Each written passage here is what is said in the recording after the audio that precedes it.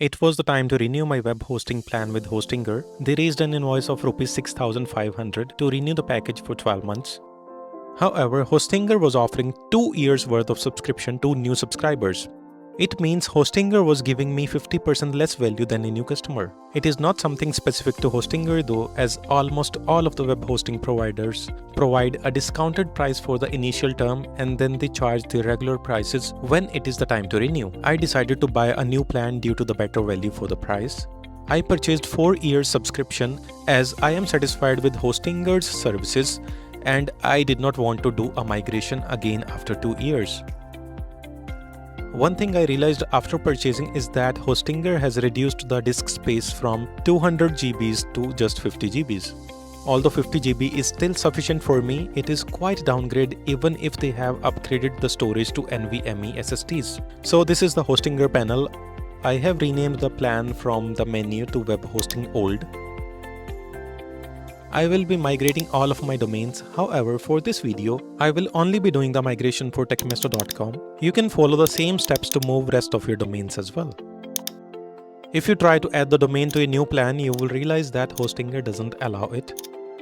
It is not possible to add the domain to the new hosting plan without removing it from the existing plan. So I will leave the onboarding for now and come back to it after I have made the backup ready. From the list of the websites, go to the dashboard of your existing domain.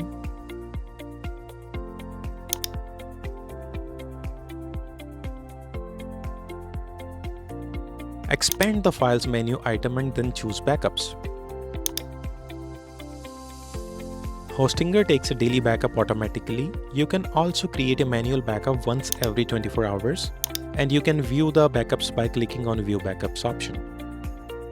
Before starting a manual backup, I recommend that you go to the file manager and delete any unwanted or duplicate items.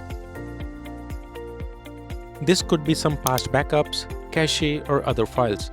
Deleting them will ensure that the backup completes faster and also easier to download and upload to the new hosting plan. Ensure that you select the Skip Trash option when you start deleting the files. Back to the hosting panel. Click on the Create Backup option to create a fresh backup with the newest copy of your files and databases. It will take 5 to 10 minutes to complete depending on the storage space consumed by your files.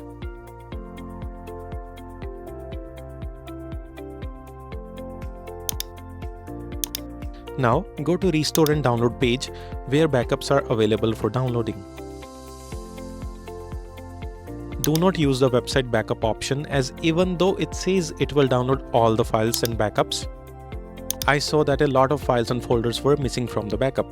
It missed several years of WP uploads folder as well.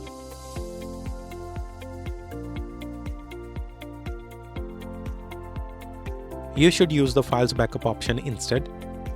Click on it and choose Download Files. This one is more time consuming than creating the backup itself. In my case, it took about an hour before it made the backups available for download.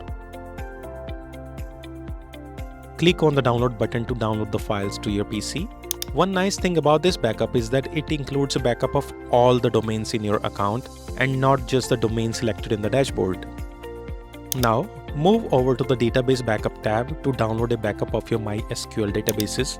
Here, select and download the databases one by one by clicking on the Download Backup button followed by the Download button to save the backup to your PC.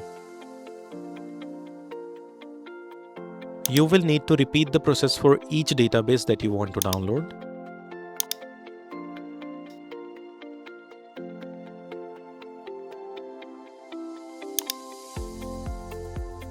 Once you have all the files and databases ready, we will start uploading them to the new plan.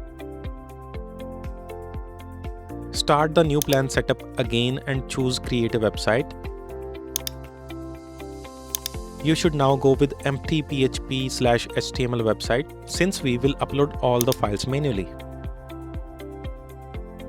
Now go with the Use Temporary Domain option as the domain is not usable yet. It will create a website on Hostinger's temporary domain which we can change later on. Next up, choose the region for the plan. Hostinger has servers in various countries, and ideally it is best to go with server closest to your primary audience. For that reason, I will go with India as most of our visitors are from India.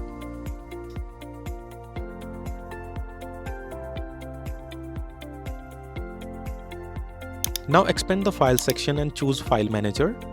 Thereafter choose the Access All Files of Business Web Hosting option. Go to the Domains folder and upload the backup here. My backup was a lot larger in size, so I had to remove some unwanted items from it to make it smaller. Since the hosting has 50 GB of space, I cannot upload a size larger than 25 GB because there will be no space left to extract it.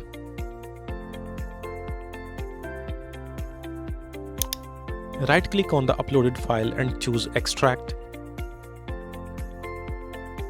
Then give a name to the folder such as Backup and click on Extract. It will take a few minutes to complete. The spinning icon means that the extraction is in progress. Now open the backup folder, then go to Domains. Once here, select all the folders, right-click and then click on Move File. Now go 2 levels up so that you arrive at the Domains folder of the hosting account. Then click on Move. You can now delete the backup folder as well as uploaded backup file. Keep it if you have any other purpose for them.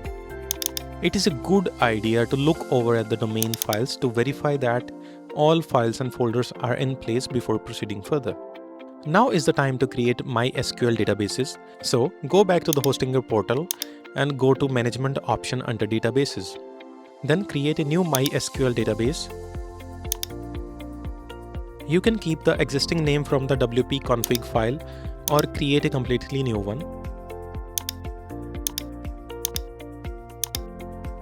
I recommend that you create a new password even if you are using the old name.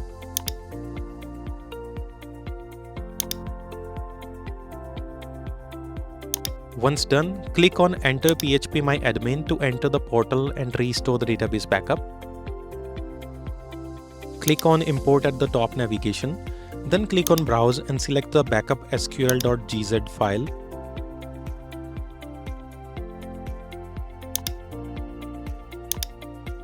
Then click on Import to start importing. The import will complete in a few seconds and the database tables will appear in phpMyAdmin. Now you should go to your configuration files such as wp-config for WordPress installs and update the database name, username and password.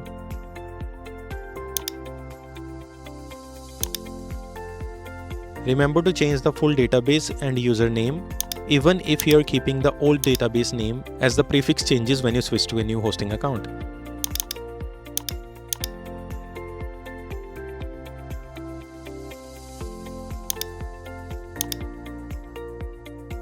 You can also refresh the WordPress salt keys if you want to enhance the security.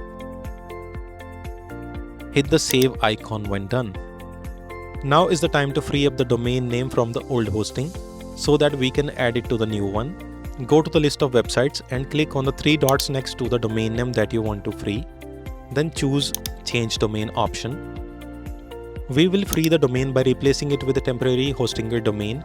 That way, our files and database remain there just in case we need to revert or there are missing files under the new account. Check the disclaimer box and click on Change. Now, click on Use Temporary Domain. The website will get moved to the temporary domain. Click on Continue and wait for the domain to be deleted and freed.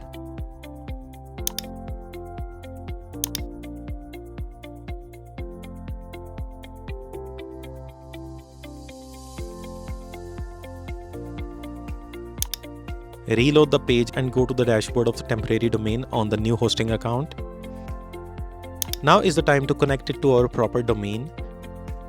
Click on Domain option, then type in the domain name.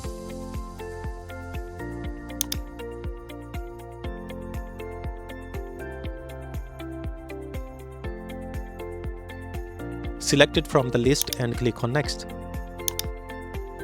The domain will instantly get connected.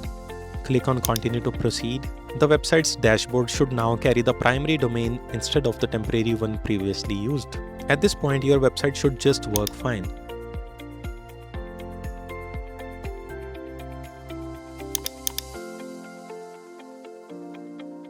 However, since mine is manually set up with Cloudflare and I do not use Hostinger's name servers, I need to manually update the IP address with Cloudflare. You can follow the video further if you fall in the same category.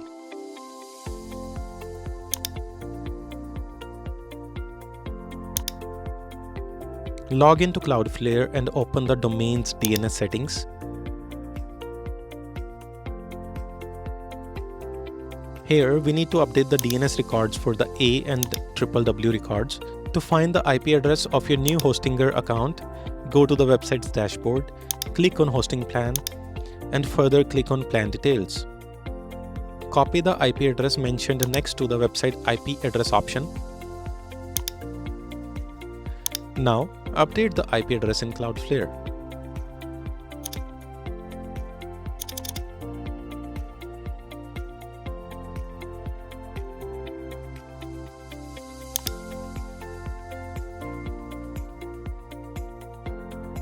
The website should now work, but it still doesn't in my case.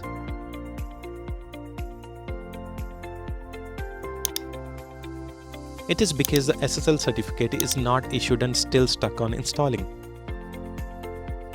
In most cases, we must temporarily turn off the Cloudflare's proxy so that the Acme server can properly load the challenge page. That's it, and the website should now work fine.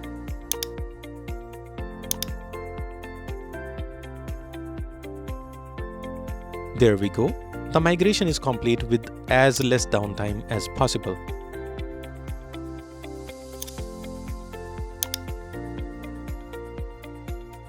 If you have any subdomains, you can add them now.